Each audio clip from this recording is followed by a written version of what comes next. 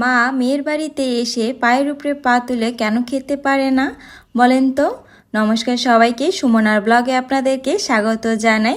তো মা গতকালকে আমার বাসায় এসেছে, তো আমি ঘুম থেকে ওঠার আগে মা দেখুন কত কাজ আমার করে রেখেছে। ফ্যান মোছা থেকে ধরে ফ্রিজ মোছা, তারপরে গাছপালা গোছানো, এখানে কাচের বয়ামগুলো ধুয়ে রাখা, বেসিনটা সুন্দর মতো পরিষ্কার করা, মানে যা আছে টুকটাক যে কাজগুলো আমি অলসতার জন্য করব করে আর করাই হচ্ছিল না, সেগুলো দেখলাম মা করে একদম টিপটপ করে রেখেছে আমার সংসারটা।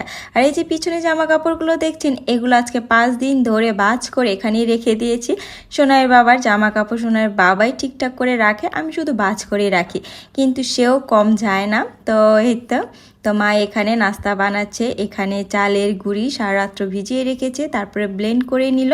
এখন এখানে স্বাদ মতো লবণ দিয়ে দিল, তারপরে চিলি ফ্লেক্স দিয়ে দিল, আর দিবে হলো সিদ্ধ করা, এই যে সিদ্ধ করা আলুটা ম্যাশ করে নিয়েছি সেটাই এখন দিয়ে দিল। আর যেগুলো বাকি ছিল সেটা আমি ফ্রিজে রেখে দিলাম।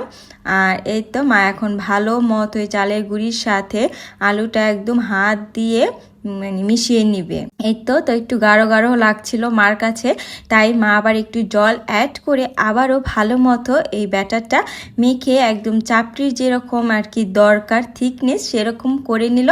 এখন এই তো তাওয়া বসিয়ে তাওয়াটা গরম করে ভালো মতো এখন এই তো চাপটির মতো শেপ করে বানিয়ে নেবে। তো আজকে নাস্তা হলো চাপটি আর হলো বাদামের চাটনি। তো এই নাস্তাটা আমাদের ঘরে সবাই অনেক পছন্দ করে, আর মার এই নাস্তাটা খুবই ভালো হয়, মানে মার হাতে সত্যি অনেক ভালো হয়। তো বললাম যে মা আজকে শুক্রবার, তো তুমি এই নাস্তাটা বানাও, আমি একটু খাবো। আসলে আমার জন্য মা বানিয়েছে, কারণ আমি সকালে নাস্তা বেশি করি না, তো আজকে করব, তাই বললাম যে একটু স্পেশালভাবেই করো। এই তো দেখুন কি সুন্দর হয়েছে চাপটিটা, আর আলু সিদ্ধ আলু দেওয়াতে আরও সুন্দর সফট এবং মানে টেক্সচারটা অনেক সুন্দর এসেছে।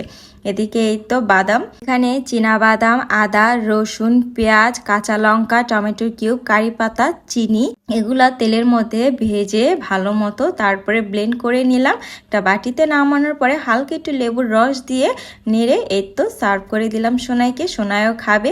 আর এদিকে মার আর আমার চাপটিটা আমি বারান্দাতে নিয়ে আসলাম। ডাইনিং টেবিল থাকলেও বারান্দায় বসে খাওয়ার একটা আলাদাই আনন্দ।